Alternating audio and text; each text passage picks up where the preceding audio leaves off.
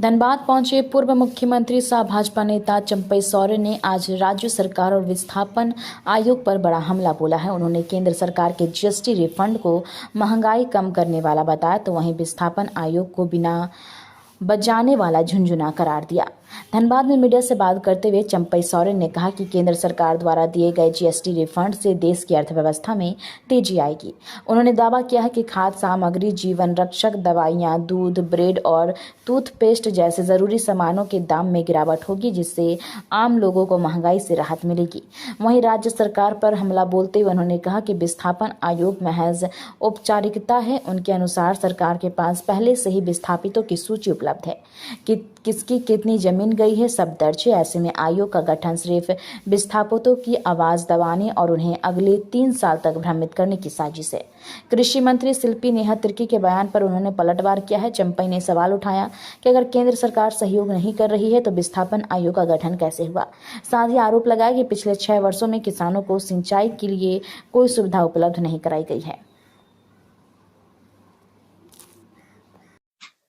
3 तारीख को केंद्रीय वित्त मंत्री श्रीमती निर्मला सीतारमण ने इसी बुधवार को 3 तारीख जीएसटी काउंसिल के बैठक में जीएसटी का दरों पर बदलाव की घोषणा की। अब सिर्फ 5 और 8% की दर से ही ज्यादातर सामानों का जीएसटी लगेगी और वो 22 सितंबर से ही उसको लागू करने के लिए लागू हो जाएगी। इतना सुंदर से आज सभी भारतवासी के लिए वो कहा था कि हम आप लोग को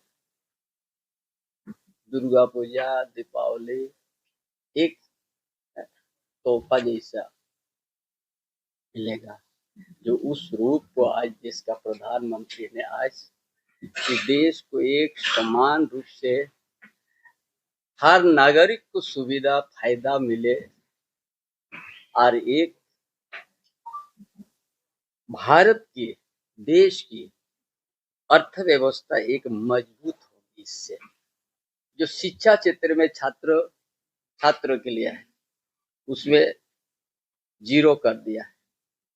व्यायाम हुआ, ग्राफ हुआ, प्रयोगशाला हुआ, नोटबुक हुआ, उसमें कोई टैक्स अभी नहीं लगेगा, 0। पाठ्य पुस्तक हुआ, नोटबुक का कागज हुआ, बिना लेपित हुआ, 0। मानचित्र हुआ, एटलास ग्लोबल मुद्रित, 0 में आ गया। Police crayon, pastel, charcoal, 0। Pencil, sharpeners, 0।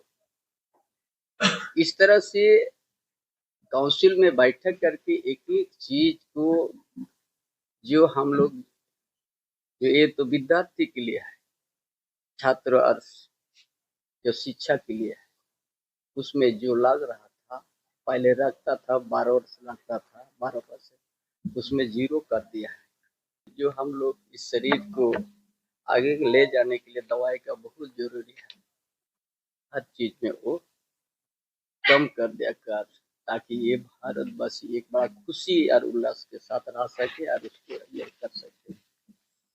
आपका उसी में भी जो 12% जैसे ट्रैक्टर हुआ और उसका सीसी से अधिक इंजन क्षमता वाले सेमी टेलरों का 12% था, वो 5% में आ गया। किसान का हित में भी आज देश का प्रधानमंत्री ने उसको सारा चीज आकलन करके, ताकि अच्छा बागवानी हो, उनका अच्छा उर्वरक जैसा हार्वेस्टर और पुर्जे सब मिट्टी तैयार करने और खेती के मशीनरी में 12% था, उसको 5 कर दिया है। हैंड पंप वगैरह खाद बनाने के वाली मशीन है, 12%, वो भी 5। इस तरह से किसान का हित में भी सब किसान इसमें बहुत खुशहाल हो गया। वहाँ घुस गया हल चला दिया, धान भी रुकने शुरू हो गया, सब चीज हो गया। तो हजार हजार आदमी घुस गया, बैरियर को सारा चीज तोड़ दिया। सरकार बैकफुट में चल गया। 6 लेयर तक फोड़ सका था पूरा धनबाद, बोकारो, हजारीबाग, रामगढ़, हर जगह तो बैरियर लगा दिया था आदमी जाने को रोकने का काम। पूरा कुल्हाड़ कहाँ रुक सका, पहुंच गया ना। उसका संकल्प अब दिखेगा तो आयोग का सिफारिश सरकार मानने के लिए बाध्य नहीं होगी। तो क्या मतलब है, 30 साल से आप विस्थापित का आयोग में जांच करेंगे। 1947 के बाद से कांग्रेस का राज था। पंचायत कब बना, माइथन कब बना, मासांजर कब बना, चांडिल डैम कब बना, ऐसा बहुत सा पूरा राज्य के अंदर दर्जन डैम बना उसी समय। अब किस तरह से आपने उसमें आयोग को दायित्व दे रहा है। आयोग किसी को 1 इंच जमीन देने का भी अधिकार नहीं है और उनका सिफारिश को सरकार मानने का भी तैयार नहीं है। तो ये आयोग झुनझुना तो थोड़ा बहुत भी आवाज होता है, ये तो आवाज नहीं है। क्या दीजिएगा आप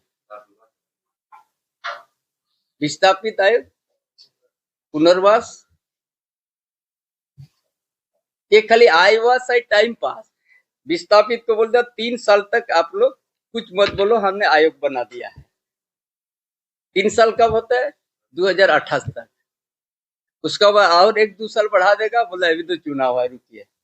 हो गया ना। वो सिद्धू कांडो को बंसवा है, उसको हत्या हो गया।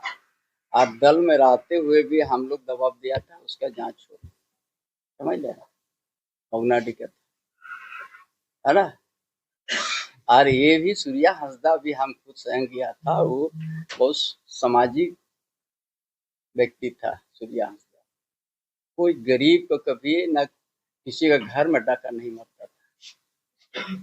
हाँ, जहाँ पर खदान चल रहा है, गलत हो रहा है, वहां तो हर कोई बोलता ही है, राजनीतिक लीडर। और भाजपा से भी लड़ा था, 60,000 से ज्यादा वोट भी लिया था। अगर इस बार भी हो जाता शायद वही लड़ता, तो भी नंबरों आने के बाद उसका नहीं कट गया, है ना। लेकिन ये तो भाजपा का था, वो अच्छा वोट भी लिया था।